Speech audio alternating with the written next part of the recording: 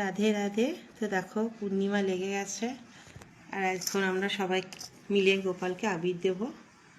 সমস্ত ঠাকুরকেই দেওয়া হবে, সবার আগে মদন গোপালকেই দেব।